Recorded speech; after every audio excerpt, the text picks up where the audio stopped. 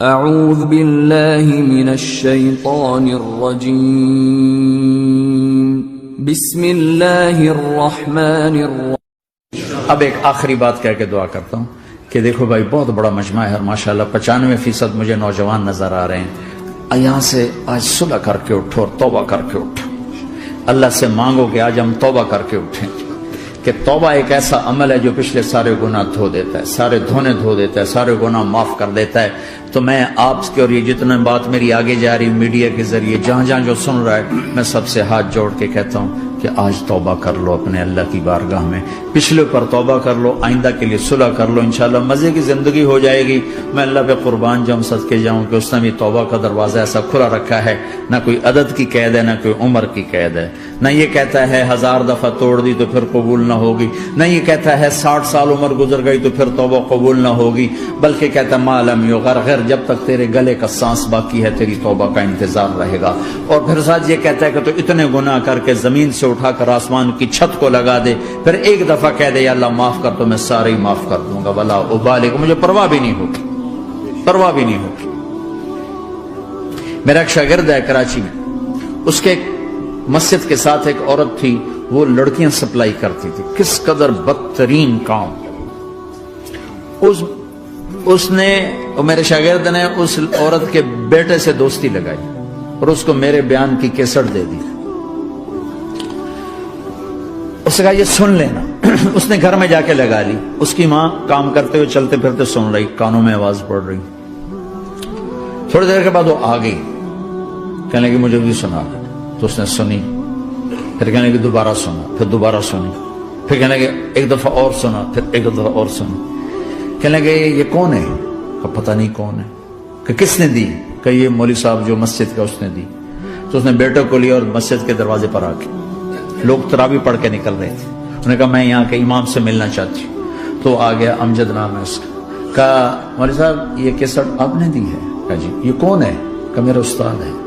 کیا نام ہے؟ طارق جمیل۔ کہا اس نے کہا ہے کہ جتنے بھی گناہ کرو توبہ کرو تو قبول ہو جاتی ہے، تو میری توبہ قبول ہو سکتی ہے؟ تمہیں تو پتہ میں کیا کرتی ہوں۔ کہاں بی بی توبہ تو سب کی قبول ہے۔ کہ اچھا پھر میں تمہیں گواہ بناتی ہوں، میری توبہ، میری توبہ۔ اور اگلے دن مسجد میں آنا شروع کر دی تراویح میں، اور دعا کرے یا اللہ اگر میری توبہ قبول ہے تو مجھے اٹھا لے، اگر میری توبہ قبول ہے تو مجھے اٹھا لے، اگر میری توبہ قبول ہے تو زور زور سے دعا کرتی۔ عورتوں کے اس میں جس طرح عورتیں نماز پڑھتی تھی، 29 کی رات سجدے میں اللہ نے اس کو موت دی۔ ساری زندگی لڑکیاں سپلائی کی اور موت آئی رابعہ بصری جیسی۔ توبہ ایسی چیز، اے اللہ میری توبہ قبول ہے تو مجھے اٹھا لے۔ 29 کی رات سجدے میں اللہ نے اس کی روح کو قبض کی۔ تو میرے بھائیو بہنوں، جتنا مجمع آپ موجود ہو، جتنا اس کے ذریعے سے سن رہا ہے، آج توبہ کر لو۔ پتہ نہیں نہ جانے بلا لے پیا کس گھڑی، پتہ نہیں رب کا بلاوا کب آ جائے، تو ہم توبہ کر لیں اور اپنے مالک کو راضی کر لیں۔ تو نیت کرتے ہو میرے ساتھ؟ سارے کرتے ہو نا؟ تو کہو یا اللہ میری توبہ، پھر کہو یا اللہ میری توبہ، پھر کہو یا اللہ میری توبہ۔ اللہ کی قسم اگر دل سے کہا ہے سب معاف ہوگی۔ میں نواب شاہ میں تھا تو ایک وڈیروں کو جمع گیا، وڈیرے مسجد میں تو آ نہیں سکتے، سندھی وڈیرے، تو ہم نے ایک وڈیرے سائیں کے گھر میں ہی بیان رکھ دیا، تو وہاں آگے سارے، تو ایک وڈیرے کو لے کر بڑی مونچھیں اور جلالی چہرہ اور بہت غلط زندگی، میں نے بیان کیا، وہ بیان میں روتا رہا۔ جب میں نے کہا ہاں بھائی توبہ، میں ہر بیان میں یہ کرتا ہوں کوشش، شاید کوئی ایک آدمی میرے ذریعے سے توبہ کر جائے تو میری بخشش کا سامان بن جائے، تو اس نے زور سے کہا اللہ سائیں توبہ، اللہ سائیں توبہ، اللہ سائیں توبہ۔ ساری زندگی کی غفلتیں تھیں۔ گھر گیا اور یہ ظہر پہ بیان ختم ہوا ہے اور مغرب پہ اس کی موت واقع ہو گئی۔ ساری زندگی گناہوں میں گزار کے وہ گیا جنت میں، کہ توبہ تہدم ما کان قبلہا، کہ توبہ ہر گناہ دھو دیتی۔ شیطان ایک راستے سے آتا ہے، کیا فائدہ توبہ کا، ادھر کرتا ہوں ادھر ٹوٹ جاتی، کیا ارے فائدہ، دیکھو یہ فائدہ نظر آئے کہ نہیں؟ 2 فائدے دکھائیں، ایک سجدے میں مری ہے اور ایک ساری زندگی گناہ کر کے ظہر سے مغرب تک کا حصہ اس نے توبہ کا گزارا ہے اور گیا جنت میں۔ کبھی مایوس نہ ہونا اللہ سے کہ میں اتنے گناہ کرتا ہوں، اللہ کیسے معاف کرے گا، اللہ بڑا کرے۔ اللہ تھانے دار نہیں ہے، مہربان ہے، دوست ہے، ہمارا دوست ہے۔ اللہ سے باتیں کرو، اللہ سے یاری لگاؤ، اللہ کو دکھڑے سناؤ، یا اللہ میرے ساتھ یہ ہو رہا ہے تو کچھ کر دینا۔ اللہ سے لاڈ کرو جیسے ماں سے لاڈ کرتے ہو۔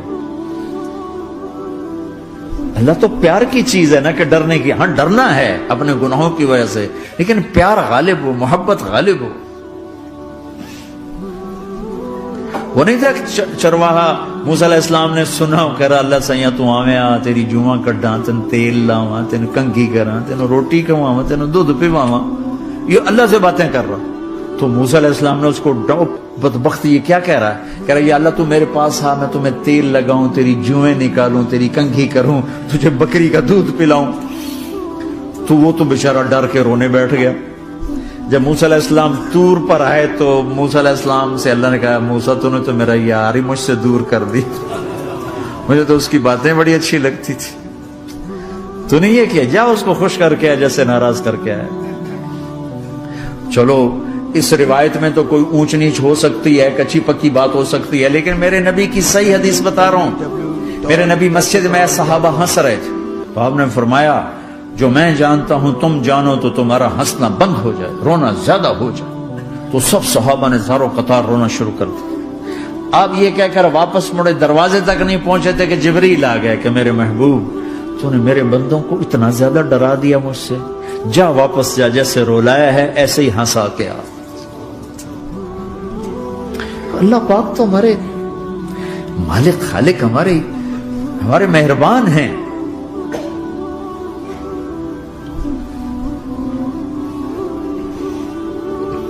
اللہ کو نہیں سنائیں گے تو کس کو سنائیں گے؟ تو جب کبھی توبہ ٹوٹ جائے اللہ کے واسطے مایوس نہ ہونا، پھر کر لینا، پھر کر لینا، پھر کر لینا، پتہ نہیں کون سی توبہ پکی ہو جائے، پتہ نہیں کون سی توبہ پکی ہو جائے۔ تو نیت کرتے ہو سارے بھائی؟ اب بہت بڑا مجمع آئے ہو، چھوٹا سا دو چھوٹے سے تبلیغ کے کام۔ ایک جمعرات کو مرکز میں جاؤ، ایک 3 دن ہر مہینے لگاؤ، ہر مہینے کسی بھی جماعت کے ساتھ چلے جاؤ تو انشاءاللہ آپ کو فائدہ ہوگا۔ جس جماعت میں 3 دن میں لگے اور میں نے کہا 4 مہینے لگاؤں گا، 4 مہینے اللہ نے تقدیر لکھی تھی، تو میں آگے چلا گیا رائمنڈ سے مل گئی جماعت، سارے ان پڑھ، سارے بڑی میری عمر 18 سال اور سب 40 سال سے اوپر، 60 70 اور سب ان پڑھ اور سب ڈیرہ اسماعیل خان کے دیہاتی، اور اتنے غصے والے کہ جماعت میں روز لڑائی ہوتی تھی۔ ایک آدمی چائے نہیں پیا کرتا تھا تو وہ روزانہ کہتا چائے کیوں بنائی ہے، میری چوانی واپس کرو، 4 آنے میرے واپس کرو، تو 4 آنے روزانہ واپس لیتا تھا۔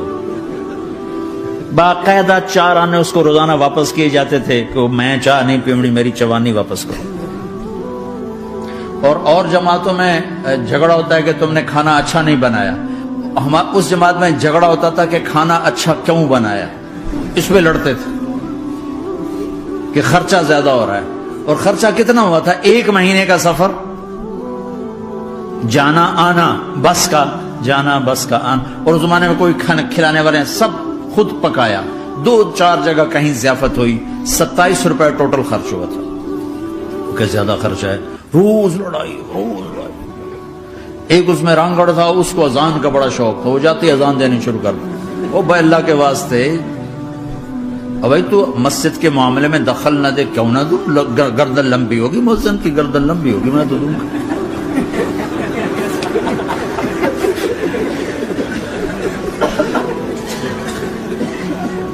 تو امیر بھی چٹا ان پڑھ تھا، بالکل ان پڑھ، مطلب عجیب وہ نمونہ تھی جماعت، یعنی اس میں ہر ایسا ایلیمنٹ موجود تھا کہ میں بستر اٹھا کے بھاگ جاؤں، لیکن مجھے اسی سے فائدہ ہوگا کہ تبلیغ معلوماتی محنت نہیں ہے، تبلیغ صفات کو سیکھنے کی محنت، علم کو سیکھنے کے لیے مدرسے ہیں، علماء ہیں. تبلیغ تو صفات کو سیکھنے کی محنت، ایمان کسنا بنا. میں جب واپس آیا تو میں بیٹھا تھا مسجد میں، تو ایک شخص نے پوچھا آپ کہاں گئے تھے، کتنا سفر تھا. میں نے بتایا. کہنے کہا آپ نے کیا سیکھا؟ انہوں نے مجھ سے کہا آپ نے کیا سیکھا؟ میں نے کہا میں نے اپنی مرضی کے خلاف کرنا سیکھا. کہا ماشاءاللہ ماشاءاللہ آپ نے بہت سیکھا، بہت سیکھا. وہ ساری زندگی اس سے پہلے اپنی مرضی پہ گزر، اپنی چاہتیں. اللہ نے ماں باپ سے دیا ہوا بہت کچھ، لیکن جو میری بنیاد بنی وہ سفر تھا جس میں روز لڑائی ہوتی تھی. تو کسی بھی جماعت میں چلے جاؤ، ویکنڈ چلے جاؤ، یہ نہ دیکھو کون ہے کون ہے، چلے جاؤ. اس جاننے میں اللہ کی ہدایت کا نظام چھپا ہوا ہے. اور تم میں کوئی دو ایسے نہ ہو جو لڑے ہوئے ہیں. اٹھتے ہی صلح کرنا. میاں بیوی میں کھٹ بٹ ہے، اٹھتے ہی صلح کرنا. بہن بھائی لڑے ہوئے ہو، ماں باپ سے لڑے ہوئے ہو، اٹھتے ہی صلح کرنا. جو صلح کرنے میں پہل کرے گا اللہ کا محبوب بن جائے گا. شیطان پرانا کھلاڑی ہے نا کوئی، اور ہے بھی تجربہ کار، گول بھی بڑے ٹھگا ٹھگ کرتا ہے. نہیں، وہ روزانہ اپنی میٹنگ بلاتا ہے. میٹنگ، ہاں بھائی کیا کیا؟ تو کہتے ہیں جی زنا کرایا. تو ایسے بیٹھا رہتا ہے یوں سر جھکا کر. چوری کرائی، نماز نہیں پڑھنے دی، جوا کھلایا، یوں کرتا تھا. ایک لنگڑا بھیڑتو شیطان پیچھے سے کہتا ہے جی میاں بیوی کو لڑایا. او شاباش، کام تو کر کے آیا ہے. میاں بیوی کو لڑایا، آجا آگے آجا آگے آجا آگے آجا. اس کو بلا کر گلے لگاتا ہے، پھر یہاں اپنے پاس بٹھاتا ہے. وہ بدبخت، تو یہ ہے اصل کام. شرابی کی شراب اس کی ذات تک، میاں بیوی کی لڑائی، نسلیں برباد، خاندان برباد، اولاد برباد.